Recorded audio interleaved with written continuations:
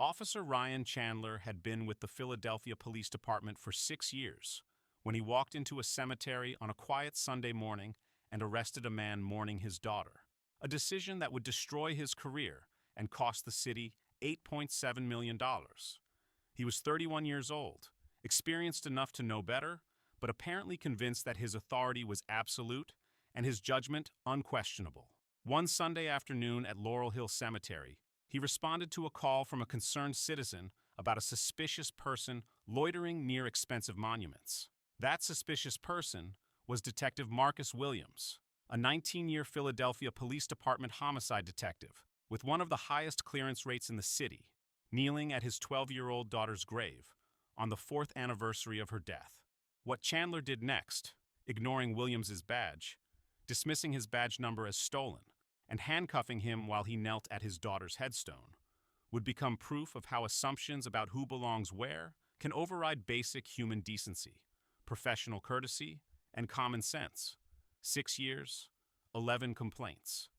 Every single one involving allegations that black men were treated as threats first and citizens second. A jogger questioned about a stolen car in a neighborhood where he lived. A business owner detained outside his own store after a burglar alarm malfunction.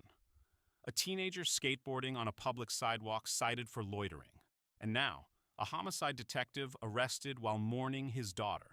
The pattern was documented, extensive, and ignored until it targeted someone with the power to expose it. A black man in his early 40s, Detective Marcus Williams, was kneeling on grass still damp from overnight rain, his hand resting on a small gray headstone that read, Sarah Marie Williams, beloved daughter, 2009-2021. A small bouquet of yellow roses, Sarah's favorite, lay against the stone. His police badge was clipped to his belt, partially visible beneath his jacket. No crime, no violation, no threat. Just a father marking an anniversary that would never stop hurting. But Officer Chandler saw a black man in an affluent cemetery and decided something must be wrong. Before we continue, where are you watching from? If this is your first time here, please hit that subscribe button. Stories like these expose patterns that departments try to hide, and your support helps us demand accountability where it matters most. Laurel Hill Cemetery sits on a hillside overlooking the Schuylkill River in East Falls, Philadelphia. It's one of the oldest garden cemeteries in America, established in 1836, known for its Victorian monuments, marble angels, and ornate mausoleums that reflect the wealth of Philadelphia's industrial past. Winding paths connect sections organized by family names, with plots that cost anywhere from $5,000 to $50,000, depending on location and size. The trees are old, oak, maple, willow, providing shade in summer and skeletal, beauty in winter. It's quiet here, peaceful, the kind of place where people come to think, to grieve, to remember. It was 2:38 p.m. on a Sunday in late October. The air was crisp, the sky overcast, threatening rain that hadn't yet arrived.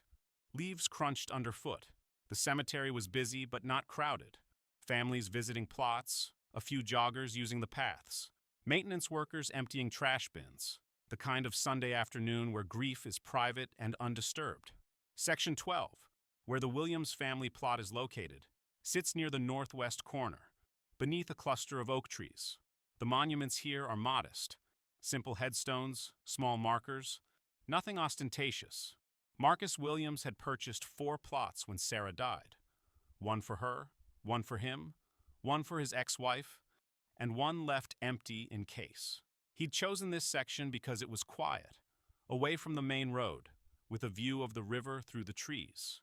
He came here every Sunday, rain or shine, summer or winter, for 4 years. Same time, same ritual.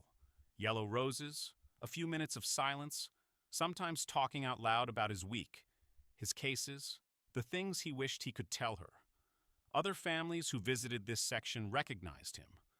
Groundskeepers knew him by name. It was his place to grieve, his routine, his right.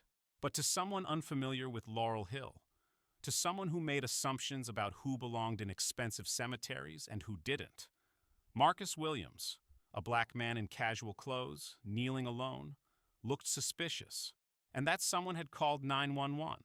Detective Marcus Williams had been with the Philadelphia Police Department for 19 years. 19 years that began with patrol in North Philadelphia, moved to narcotics after 3 years, and landed him in homicide 7 years ago. In those 7 years, he'd closed 47 cases, 47 families who got answers, 47 killers who faced consequences. His clearance rate was 83%, one of the highest in the department. His supervisors called him relentless. His colleagues called him the guy who never stops. Victims' families called him the detective who cared. He worked nights, weekends, holidays. He returned calls. He showed up at funerals. He remembered names. He treated every victim, black, white, Hispanic, rich, poor, like they mattered, because to him, they did. He'd received 3 commendations for exceptional investigative work, 2 unit citations, and a letter of appreciation from the mayor's office after solving a double homicide that had gone cold for 6 years. Williams had graduated from Temple University with a degree in criminal justice, then completed the Philadelphia Police Academy, ranked 2nd in his class. He'd earned his detective shield after 5 years in narcotics, where he'd built cases that resulted in 23 convictions and the dismantling of 2 major distribution networks. He'd attended FBI training in interview and interrogation techniques at Quantico. He'd completed advanced courses in forensic, evidence collection, cold case investigation, and trauma-informed interviewing. The man knew his job, and he was exceptional at it. At 43 years old, Marcus Williams was a man shaped by loss.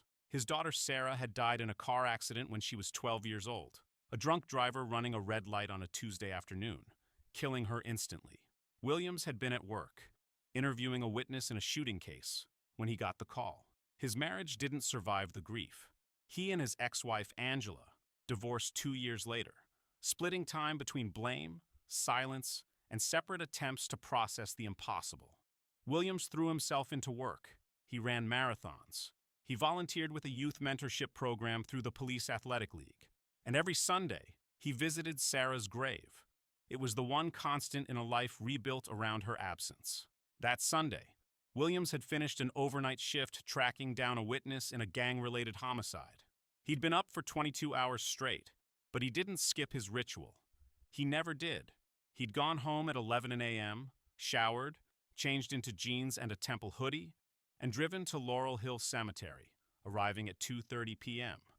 He'd parked in the main lot, bought the yellow roses from the groundskeeper's small flower stand near the entrance, and walked the familiar path to Section 12.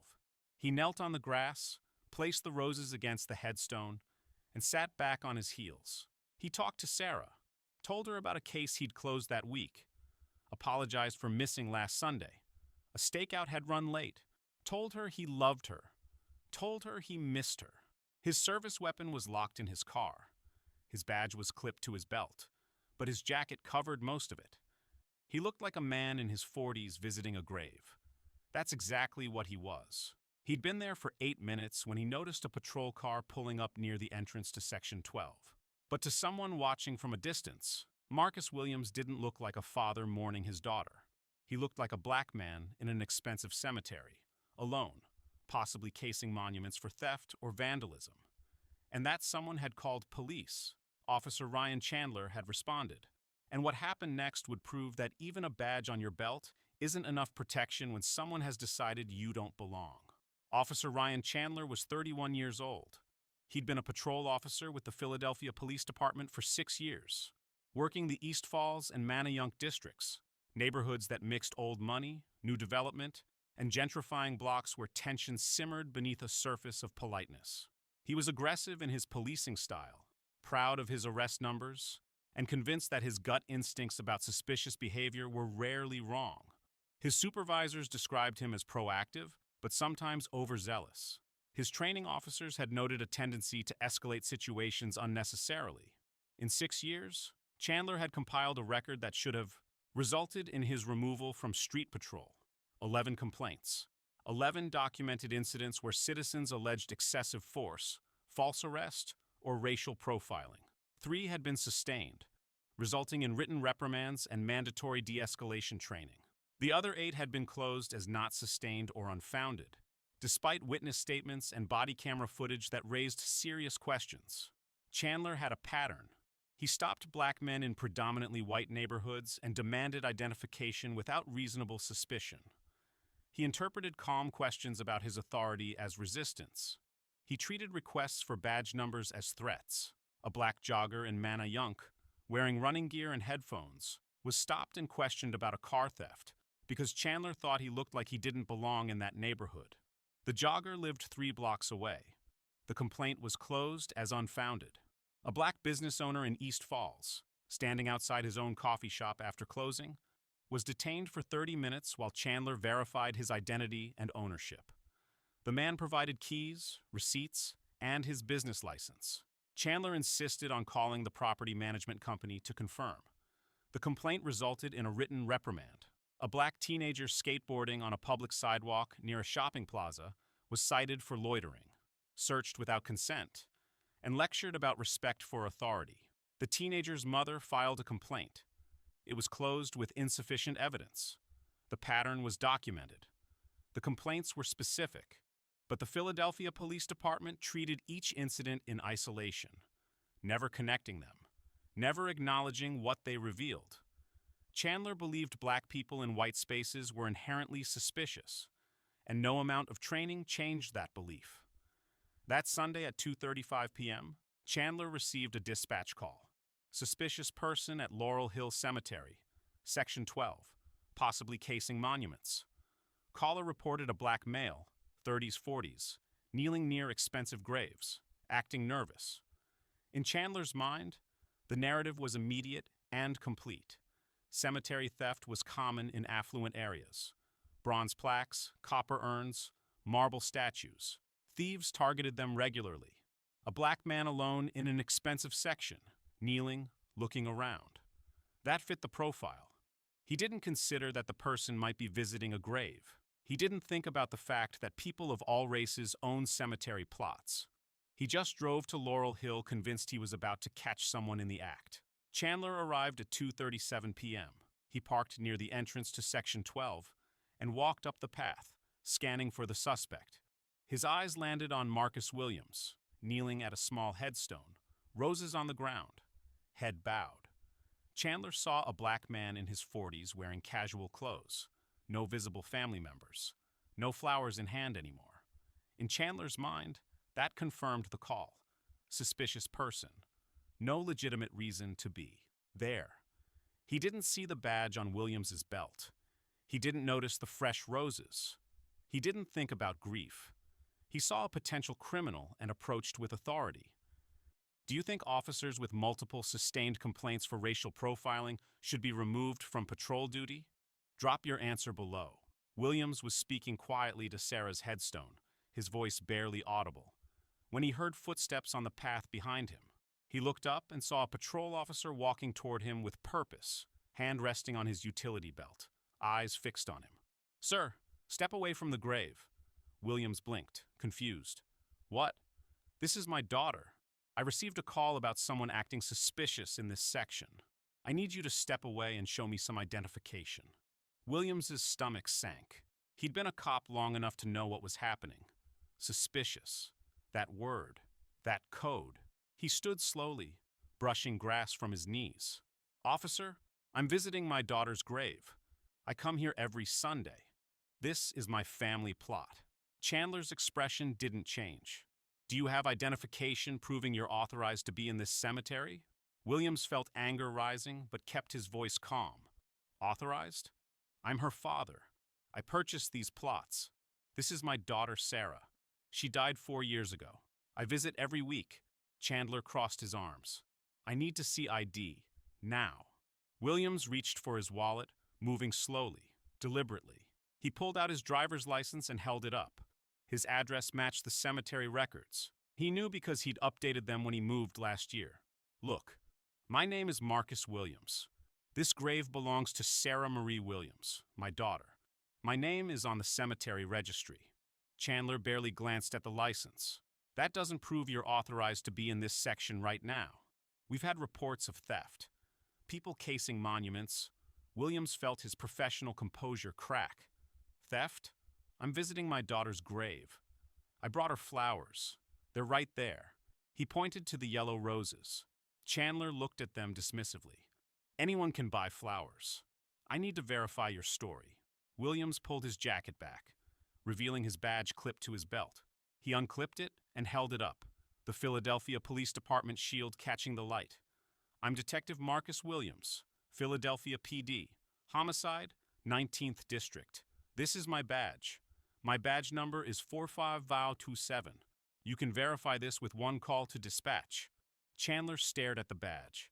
His jaw tightened. Anyone can buy a badge online. How do I know that's real? Williams stared at him, disbelief turning to cold fury. You think I bought a fake police badge to visit a cemetery? Call it in.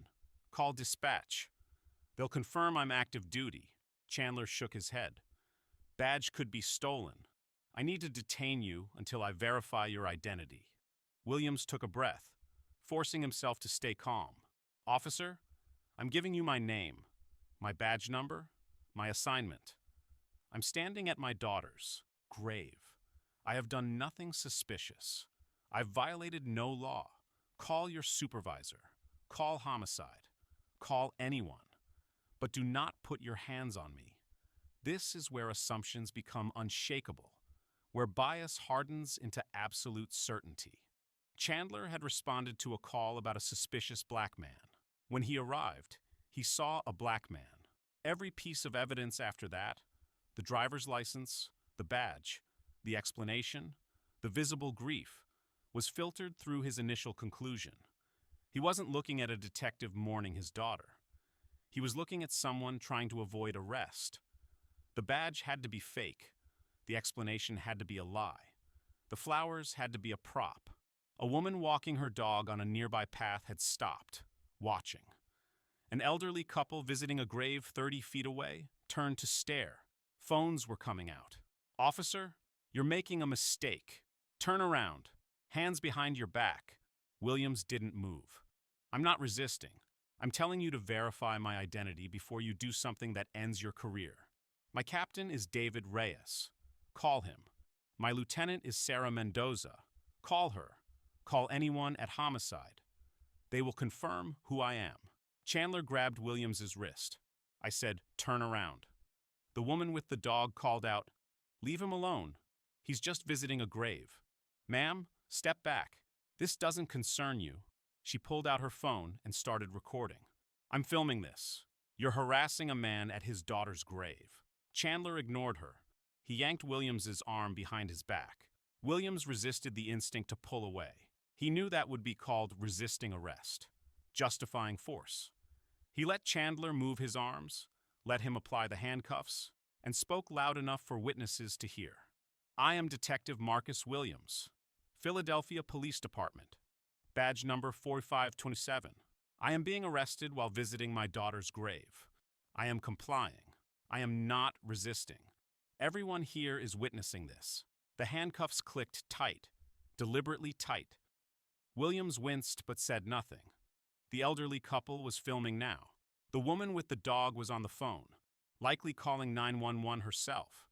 You're under arrest for criminal trespassing and providing false identification to a police officer. Williams kept his voice steady. I provided real identification. My badge is real. My name is in the cemetery registry. This is my family plot. You are arresting me for being black in a cemetery. And it's all on video. Chandler marched him toward the patrol car, still handcuffed, away from Sarah's grave, the yellow roses still lying against the headstone. Williams looked back once, 4 years, every Sunday. And now this. Officer Chandler, you are making the biggest mistake of your career. Chandler opened the back door of the patrol car. Get in. I want your name, your badge number, and your supervisor's name. And I want to know who called this in. You'll get all that at the station. Williams sat in the back seat, hands cuffed behind him, cemetery dirt on, his knees from kneeling at his daughter's grave. Chandler closed the door and got behind the wheel. As they pulled away, Williams saw the woman with the dog still recording, the elderly couple shaking their heads, and through the trees, the gray headstone with yellow roses. Should officers be required to verify police credentials before arresting someone who identifies as law enforcement? Let me know what you think. The drive to the 14th District Station took 11 minutes. Williams spent it memorizing every detail. Timestamps, statements, Chandler's refusal to verify his badge, the witnesses. He'd testified in enough trials to know how to build an airtight case. This case was building itself. They arrived at the station. Chandler walked Williams inside, still handcuffed, past the front desk where Sergeant Tom Brennan looked up with immediate alarm. "Chandler, what the hell do you have?" "Trespassing at Laurel Hill Cemetery." Suspect provided false police credentials. Brennan stood up fast. "False credentials? What are you talking about?" Williams spoke, his voice controlled but sharp. "Sergeant, I'm Detective Marcus Williams. Homicide. Badge 4527. Captain Reyes is my commanding officer. Lieutenant Mendoza is my direct supervisor. I was visiting my daughter's grave when Officer Chandler arrested me for being black in a cemetery." Brennan's face went pale. "You arrested a detective?" Chandler pulled Williams's badge from his pocket and handed it over. "He claims it's real. I think it's stolen or fake." Brennan examined the badge carefully. The shield, the engraving, the serial number, the weight. Everything about it screamed authentic. He looked at Williams. "What's your unit, detective?" "Homicide, South Division. Captain David Reyes. My desk is on the 3rd floor, south corner. I'm working a gang-related double homicide right now. Witness just came forward Friday night. You want my case number?" Brennan picked up the phone. "I'm calling Captain Reyes right now." The confirmation came within 90 seconds. "Detective Marcus Williams, 19 years on the force. Homicide. One of our best." "Why are you calling about him?" Brennan explained. There was a long silence on the other end, then an explosion. "You arrested Marcus Williams? At his daughter's grave? Is Chandler out of his goddamn mind? Get those cuffs off him right now." "I'm on my way."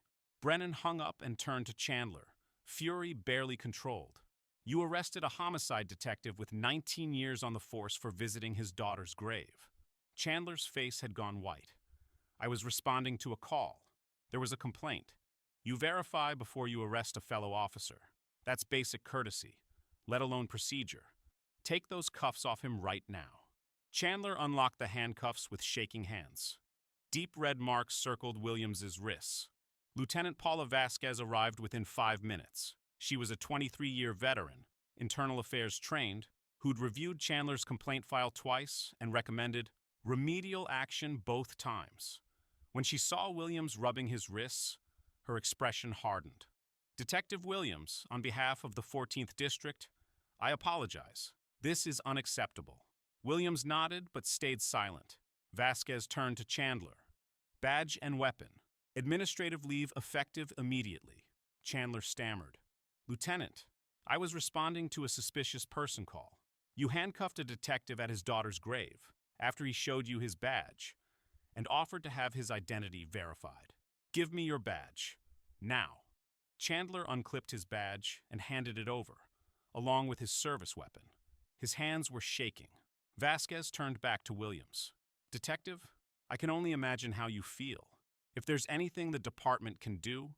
Williams cut her off, his voice cold. "You can fire him. You can investigate why he's still on patrol with 11 complaints. And you can explain why your system keeps protecting officers who terrorize black people. I'll be filing a formal complaint, a lawsuit, and a demand for his termination." He walked out of the station, past Chandler, who stood there holding nothing, understanding for the first time what he'd destroyed. Should officers with patterns of racial profiling face automatic termination after sustained complaints reach 5? Drop your answer. Within 3 hours, the videos had exploded across social media. The woman with the dog had uploaded her footage. The elderly couple had sent theirs to local news. Both videos showed everything. Williams kneeling at the grave, showing his badge, being handcuffed and led away, while calmly stating his name, rank, and badge number. Philadelphia detective arrested at daughter's grave. While mourning, black cop handcuffed at cemetery after officer calls his badge fake. Anyone can buy a badge. Officer arrests fellow cop at child's grave. The outrage was immediate and overwhelming. The Fraternal Order of Police issued a statement condemning the arrest. The NAACP called for an independent investigation.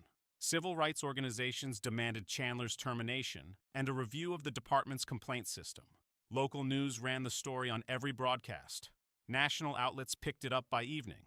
Ryan Chandler's life imploded within 48 hours. Administrative leave became a full internal affairs investigation. His complaint history was leaked to the press. 11 complaints in 6 years, 3 sustained, patterns of racial profiling, mandatory training that accomplished nothing. The Philadelphia Police Department issued a statement distancing itself from his actions. The FOP declined to represent him publicly. Anonymous officers called news stations to say they'd warned supervisors about Chandler years ago. Chandler released a brief statement through an attorney. "I was responding to a call. I followed procedure. I regret any misunderstanding."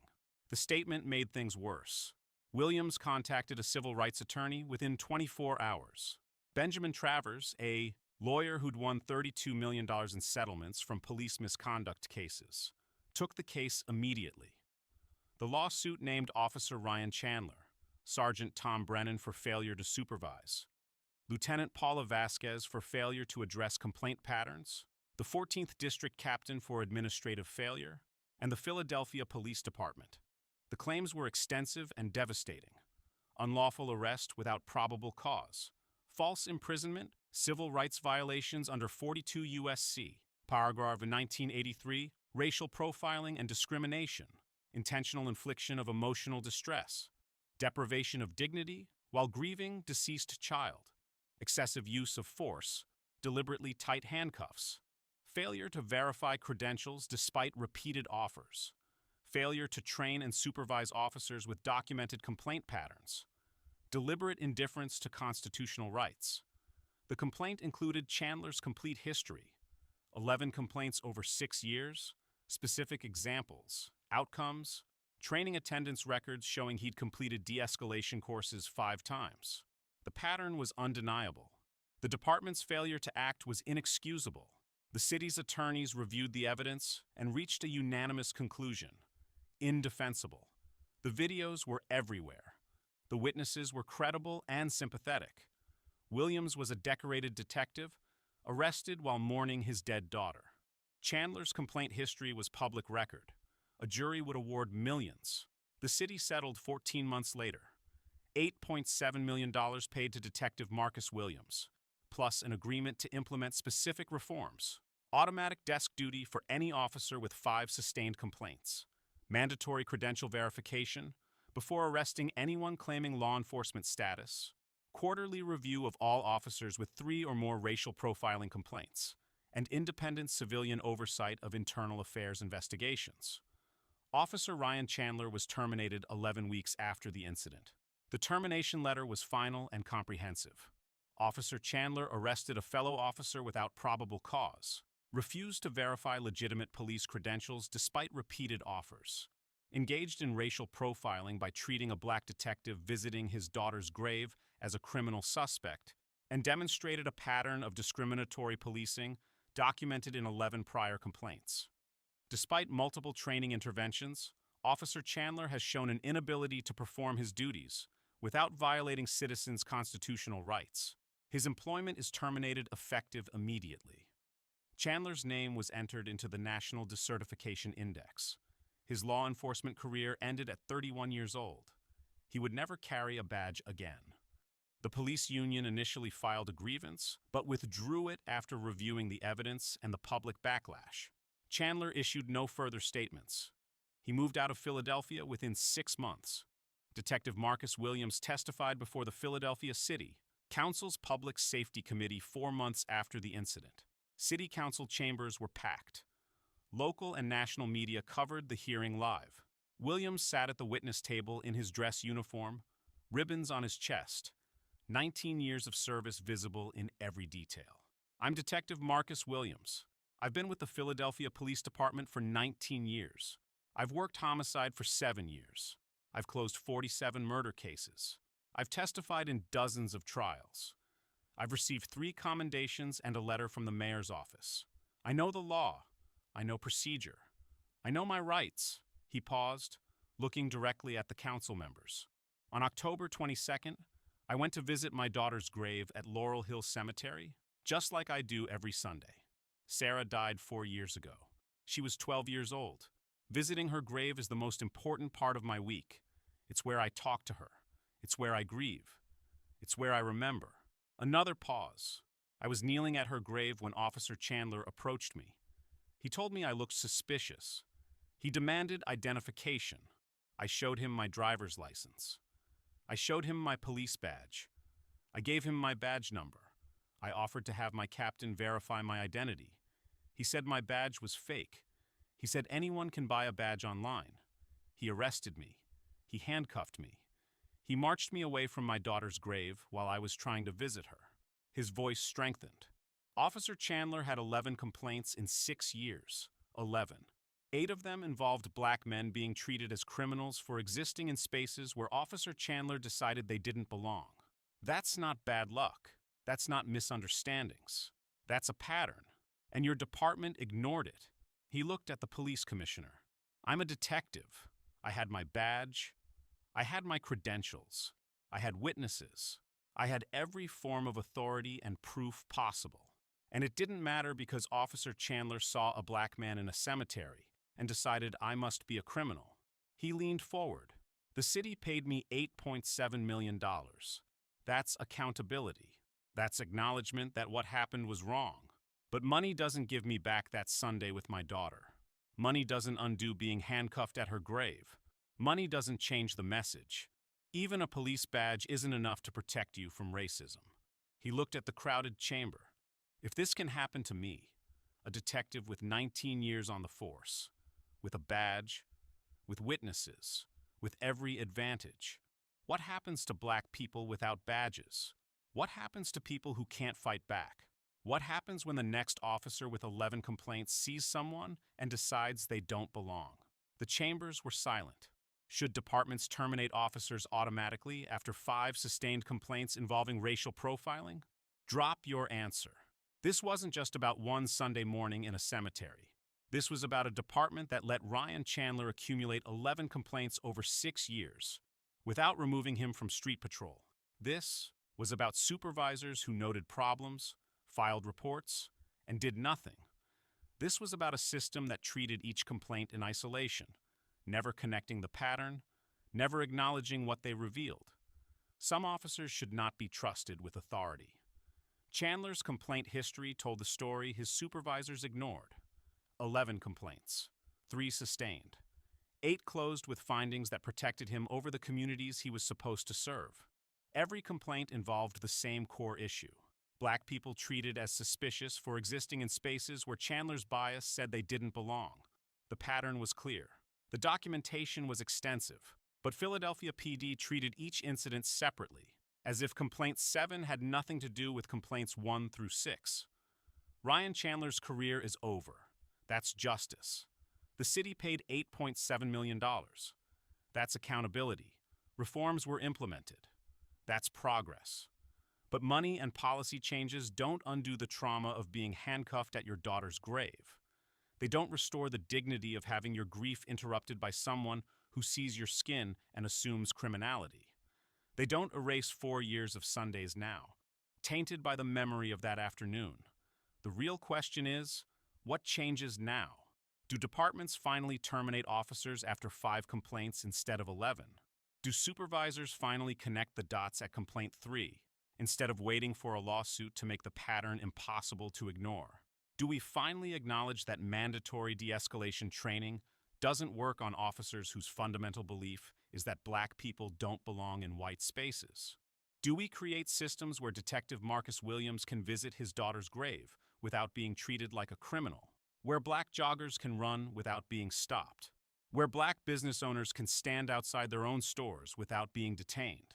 Because if we don't fix the systems that kept Chandler on patrol for 6 years, despite 11 complaints, if we don't address the culture that teaches officers to see black people as threats first and citizens second, if we don't hold supervisors accountable for ignoring patterns, then we're just waiting for the next Ryan Chandler, The next Marcus Williams. The next father arrested while mourning his child. Comment if you believe this should be law. Officers with 5 or more sustained complaints involving racial profiling or excessive force face automatic termination. No appeals, no union protection, immediate removal from law enforcement. And if you think these stories matter, if you believe accountability requires exposure, if you understand that change starts with refusing to accept the unacceptable, then hit that subscribe button. Because we're not stopping. We're going to keep exposing the patterns departments try to hide. We're going to keep demanding that Black fathers can visit their daughters' graves without being arrested. We're going to keep fighting for a system where a police badge means protection, not profiling, and where grief is sacred regardless of the color of your skin. This isn't just about one officer or one detective. It's about all of us and the world we choose to build. It's about whether we accept a system where 11 complaints means nothing until a decorated detective with resources and power forces accountability. It's about whether we protect officers with patterns or protect the communities they terrorize. Marcus Williams won his case. Ryan Chandler lost his career. But the question remains, how many more complaints were ignored today? How many more officers with patterns are still on patrol? And how long until the next video?